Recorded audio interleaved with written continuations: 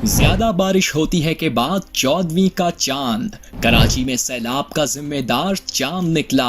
एक बार फिर अनोखी मंतक सामने आ गई।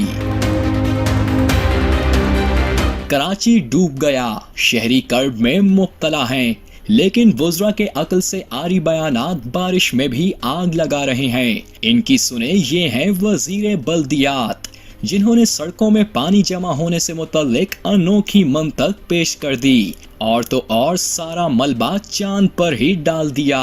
चांद मुकम्मल होता है तो उस वक्त समंदर जो है वो हाई टाइड होती है उसमें, और उस वक्त समंदर पानी उठाता नहीं है। अब अगर कराची में पानी का डिस्पोजल समंदर में जा रहा हो और समंदर की टाइड्स बुलंद हो, ऊंची हो, हाई हो, तो वो आएगा नहीं, पानी वो उठाएगा नहीं। इससे पहले पीपल्स पार्टी के चेयरमैन ने ज्यादा बारिशों और ज्यादा पानी से मुतल्लिक बयान देकर खूब दाद वसूल की थी।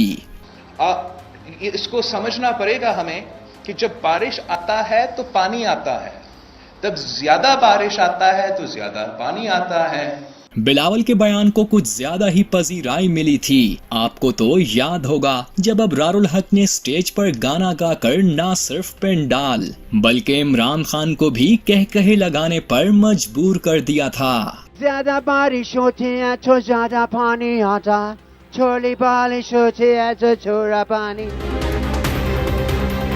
खाया पिया कुछ नहीं, ग्लास तोड़ा 12 आने, ये मिसाल सिंध हुकूमत पर मुकम्मल फिट बैठती है। गुज़िश्ता 20 साल से हुकूमत करने वाले बारिशों का सद्देबाप करने में बुरी तरह नाकाम हो चुके, लेकिन जब बारिश होती है कराची डूबता है तो फिर बरसाती मेंढकों की तरह बाहर भी निकल आते हैं। अपनी नाअहली पर पर्दे डालना तो कोई सिंध के हुक्मरानों से सीखे, क्योंकि यहाँ काम कम और आराम पर ज्यादा तवज्जो दी जाती है।